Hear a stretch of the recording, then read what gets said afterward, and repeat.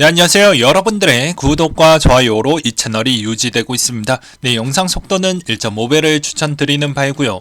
네, 이번 내용은 아무래도 이제 이번에 SEC 위원장에 따른 여러가지 이야기거리가 좀 많이 나와서 그 내용 위주로 좀 다뤄드리려고 합니다. 네, 항상 구독자님, 멤버십 회원님들에게 감사하다고 말씀을 드리면서 네, 이번 내용 좀 무겁지만 한번 진행을 해 보도록 하겠습니다. 자, 보게 되면 이번에 은행권 위기 등의 불확실성이 고조되고 있고 내년 전망치는 하향된다라고 해서 세계 경제 전망 보고서에서 24년도 전망 추이가 좀 더 많이 낮아진다라는 걸 볼 수가 있습니다. 그 다음으로 IMF 총재가 금리 인상 주장 근거치를 또 제시하기도 했었는데요. 그 이유는 지금의 은행권들의 대출 축소 부분이 아직도 이루어지지 않고 있다. 그러니 이게 어떻게 보면 인플레에 따른 영향성도 있고 아직 조금 더 살만하다라고 생각이 들다 보니까 금리를 좀 더 올릴 필요성이 있지 않겠냐. 또한 이제 미국의 고용시장이 여전히 강하기 때문에 어느 정도 대출에 있는 비중을 조금 더 축소를 해줬으면 좋겠는데 그게 예상 대비보다는 좀 약했다 라는 이야기가 또 나왔고요.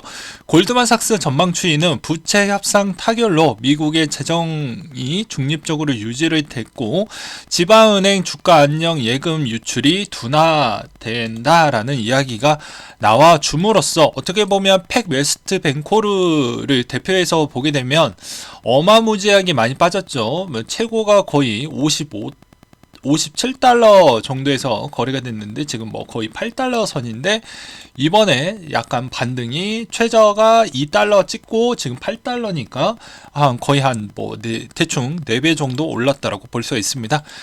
이러한 배경은 아무래도 중소형 은행에 따른 위기가 이제 막 넘어가고 있는 수순으로 가지 않겠냐. 6월달에 일단은 좀 쉬었다가 7월달에 좀 넘어가자라는 이야기는 이제 점차적으로 일단 추세 기반형으로는 이제 더 못 올린다라는 분위기가 나오고 있다라고 생각을 해볼 수가 있잖아요. 그렇게 보는 게 바람직할 것 같고 이제 메인 주제 내용 좀 해보도록 하겠습니다.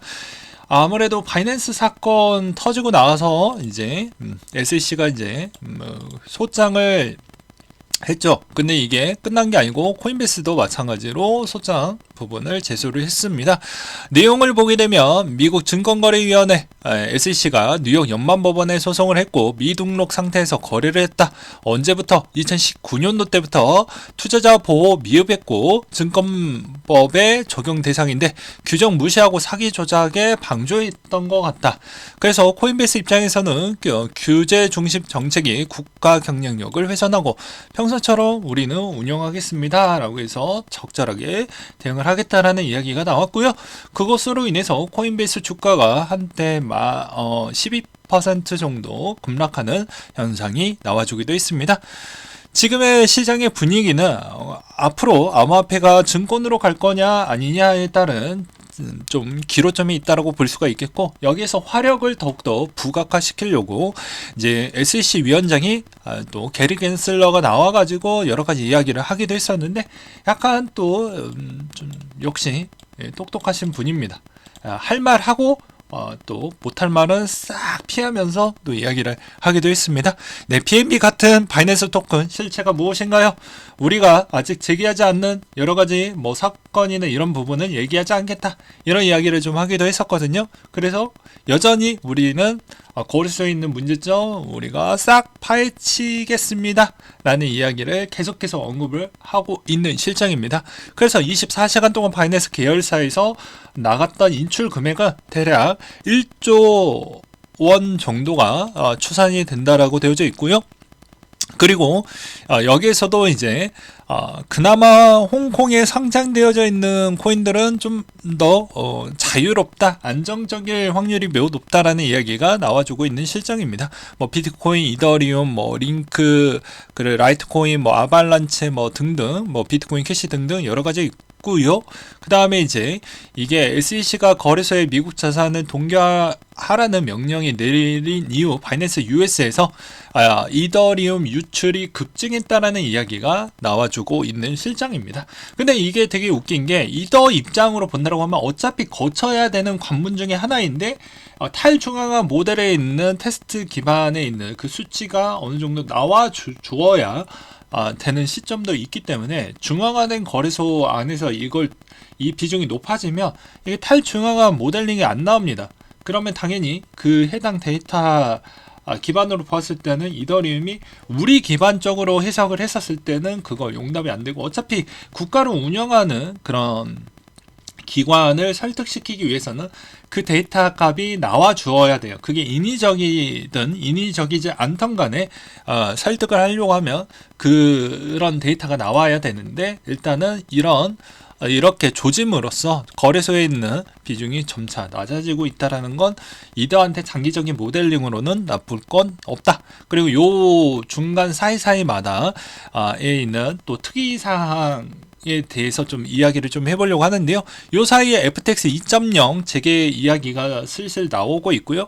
그래서 뭐 한편으로는 이런 이야기가 나왔다고 하면 뭐 FTT 토큰 같은 경우도 유심하게 볼 필요성이 있겠죠. 그 다음으로 이제 또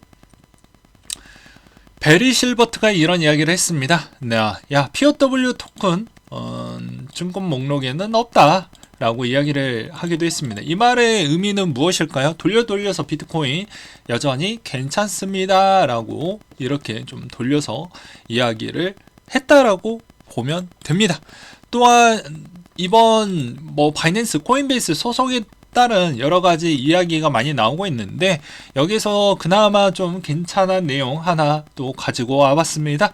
여기서도 이분의 주장이 저도 매우 공감이 되었는데요. 크립토 거래 비중은 덱스 시장을 어차피 넘어가면 됩니다.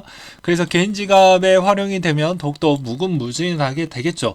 반면에 어떻게 보면 이런 형태로 간다라는 건 전체 거래량이 많이 실리지 않는다라는 점이 좀 더 아쉽다라고 볼 수 있고, 여러분들이 요구하는 가격에 있는 올라가는 범주가 극히 제한적이다라고도 생각을 해볼 수가 있게 됩니다. 그래서 장단점이 명확하게 있는 거예요.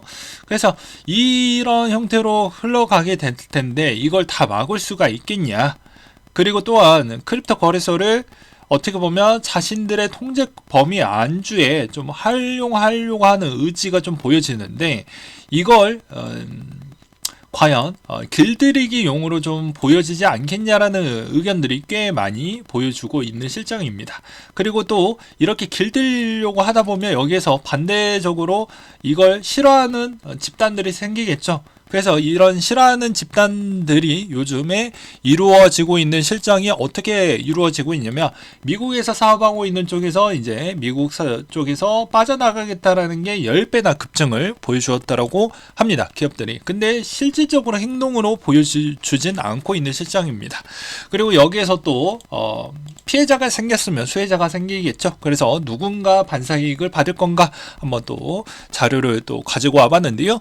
미국의 CBOE 디지털 암호화폐 현물 및 파생 상품 제공한다 라고 해서 CBOE 디지털은 CFTC 승인을 받아서 비트코인과 이더 마진 선물 계약을 포함한 레버리지 파생 상품 등의 올해 하반기부터 제공을 한다라는 이야기가 나왔습니다. 이것도 장기적으로 하반기에 한 번 더 하방에 있는 여지를 만들어낼 수가 있습니다. 선물 계약이 시즌을 오픈하면 오픈 전에는 조금 더 올라가는 경향도 있긴 하지만 오픈하고 나서는 찍어 누릅니다. 왜 그럴 것 같습니까? 올라가는 이유는 일단 거기에 있는 물량을 어느 정도는 가져오고, 그 다음에 가지고 온 다음에 시장에서 시장 오픈되면 가격이 떨어지는 경우도 있고요. 두 번째로는 어느 정도 갖고 있는 물량이 있다라는 전제 조건 하에는 상장 전에도 오픈 전에도 내려가고요. 오픈 후에도 내려가는 현상이 나오게 된다라는 걸 꼭 알고 계셔야 됩니다. 그래서 여기에서도 현물 거래 지원이 유독 눈에 들었습니다. 비트, 비케, 이더, 라이트코인 이라고 USDC에서 현물 거래 지원을 할 예정이다. 여기에서 포인트는 무엇입니까? USDC가 다시 올라가는 패턴이 나오게 되면 시장의 주도권이 이제 여기에서 얼마나 파급력 있게 이제 힘을 주도할 거냐가 될 것 같은데요. 여기에서 어느 정도 CBOE가 만약에 성공을 하게 된다면, 꼭 성공한다라는 보장성은 없습니다. 성공을 하게 된다면 좋은 또 주도권이 또 이렇게 가져갈 수 있는데, 그러면 이때까지 그런 기반 여건은 어디에서 축적을 했냐? LSX라는 걸 22년도 5월 달에 인수를 했다고 합니다. 근데 LXX 쪽은 나스닥 CEO가 만들어냈는데, 요거 되게 웃긴 게 갖다 팔았어요. CBOE한테. 되게 웃기죠? 그래서 CBOE 쪽은 기존에 있었던 파생 이런 쪽 좀 정리가 되어 갔는데, 되게 웃긴 건 CME 거는 어느 정도 그 선물 거래에 있는 효과가 나왔는데, CBOE는 19년도 때 선물에 있는 효과가 별로 나오지 않았습니다. 실적이 별로 안 나왔어요. 그러다가 다시 또 들어왔는데, 이런 모종의 좀 딜이 있지 않았냐. 그리고 이제 어떻게 보면 뭐 양탁깎기라고 이렇게 표현을 했는데, 절묘한 시점에서 이제 준비되고 하반기에 오픈하면 그때까지 뒤지게 팼다가 저렴한 가격에서 자기가 확보할 수 있는 정도에는 코인 비중이 쌓였다라고 하면, 그거 가지고 이제 다시 한번 부양 조건을 좀 맞추려고 하지 않겠냐. 어차피 사업이라는 게 죽여놓고 얘를 다 죽여놓는다라는 게 아니잖아요. 다시 재정리를 하고 그 다음에 들어오고 부양을 하겠죠. 그러면 그만큼 시너지 효과가 많이 나올 것으로 보여집니다. 그리고 이제 코인베이스 CEO는 야, 법적 전투 환영한다. 들어와라. 우리 이미 다 준비가 되어져 있습니다. 라고 이야기가 나와줌으로써, 또 아크인베스트는 제가 매번 이야기를 했지만, 코인베이스는 내 위에 누군가 사줄 대상자가 있다라고 매번 했습니다. 그 중에 한 분이 계시죠. 우리 누나, 우리 아크인베스트 누나분이 계속해서 사주고 있기 때문에 뭐 불안할 게 없습니다. 이번에 좀 많이 하락을 했더라도, 자, 2천만 달러 한번 긁어주었습니다. 그 다음으로 이제 덱스 거래량도 이런 불확실성이 많이 나오다 보니까 444%나 급증이 보였고요. BUSD 시총이 3개월 사이에 50%나 감소를 보여주기도 했습니다. 지금의 청산 규모 추이를 한번 보고 넘어가도록 하겠는데요. 청산에 있는 롱 청산 규모가 엄청나게 크게 나왔죠. 그러면 반사적으로 숏 포지션도 약간 좀 깨지면서 올라오는 경향성이 나오게 되는데, 다소 아쉬운 점은 무엇이냐면요, 롱이 크게 나오면 약간 쉬었다가 거의 한 중간 정도만큼은 숏 포지션 청산 비중이 나와줘야 되는데, 그게 안 나와주었다. 근데 일반 사람들은 이거 롱 나왔으니까 이제 조정이 끝난 거 아니냐, 뭐 이렇게 보실 수도 있는데, 그게 아니죠. 오히려 여기에서 숏 포지션이 많이 깨지고 나서 다시 롱에 있는 청산 비가 어느 정도 나왔기 때문에 어느 정도 그 비중으로 인해서 여기까지 털렸다라고 보시면 될 것 같습니다. 그래서 이게 그냥 자연 천상 때문에 반대매매 있는 물량으로 나왔다라고 볼 수가 있는 거지, 이게 시장의 이제 끝점이 끝나고 조정이 마무리가 됐다, 이렇게 표현하기에는 바람직하지 못한다라는 것이죠. 그러면 지금에 있는 동향을 한번 보게 되면, 여전히 테더와 스테이블코인은 꼭 보셔야 된다고 했습니다. 테더에 있는 위치는 자금이 계속 올라가고 있는 형태와 USDC에 있는 비중도 보게 되면 여전히 재미없는 형태를 볼 수가 있습니다. 또한 기존에 여기에서 이제 BUSD를 찍어보면 다 알겠죠. 더 많이 내려가는 형태. 즉 저의 생각을 한번 정리를 해본다고 하면, 아무래도 기존의 주도권, 바이낸스가 갖고 있는 주도권에 있는 힘을 계속해서 점차적으로 좀 빼려고 하는 것 같습니다. 계속 빼면서 기존에 있던 비트는 문제 없지만, 이더리움의 증권성 여부를 어떻게 해서는 좀 더 힘을 빼놔서 그걸 증권성에 있는 여부를 조금 더 빠질 정도만큼 만들어 놓은 뒤에, 그 다음에 그걸 어느 정도 승낙이 되는 시점이 딱 나오면 그때부터 유턴이 되는 효과가 나올 것인지, 아니면 좀 더 빠르게 해석을 해본다고 하면 기존에 있는 CBOE에 있는 육성 정책으로 저는 보여지기도 합니다.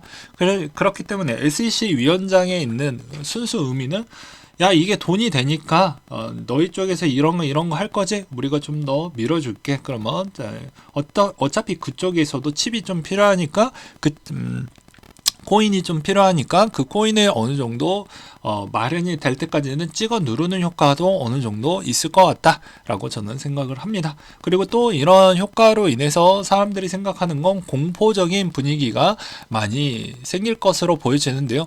그럴 건 필요가 없습니다. 어차피 기간이 한다라는 거 어차피 이 가격 대비만큼 좀 더 눌려놓고 다시 한번 육성을 시키는 과정이기 때문에 그 정도에 따른 성장통은 어느 정도 여러분들도 좀 알고 계셔야 될 것 같고요.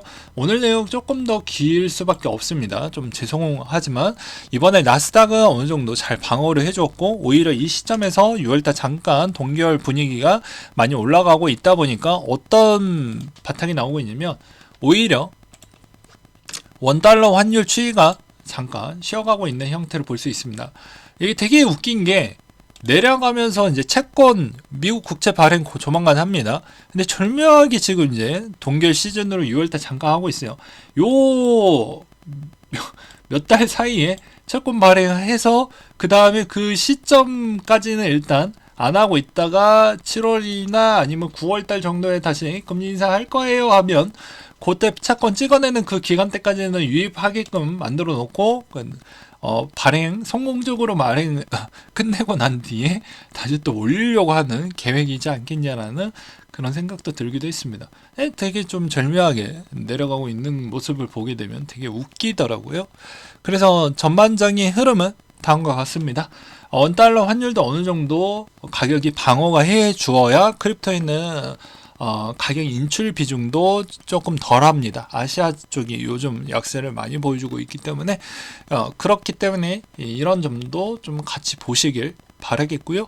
점차적으로 추세 기반형으로는 매우 시간이 오래 걸리기 때문에 올해 뭐라고 했습니까? 그냥 축적하는 기간으로 좀 제발 보시길 바란다라고 제가 누누이 설명을 드리기도 했었죠. 그래서 인내심이 필요한 투자는 무조건 인내심도 잘해야 돈을 벌 수 있습니다. 지금 구독자 대부분 뭐 크립토 관련된 유튜버 분들 구독 많이 떨어져 나가고 있는데 그분들은 이런 성격이 급하지 않고 급하신 분들이 거의 많이 떨어져 나갔고 또 다른 불을 또 놓친다라고 보는 게 맞겠죠. 네, 우리는 우리들끼리 잘 헤쳐나가고 잘 이겨내보도록 하자고요. 네, 오늘은 여기까지 준비를 했고요. 이상으로 마치도록 하겠습니다.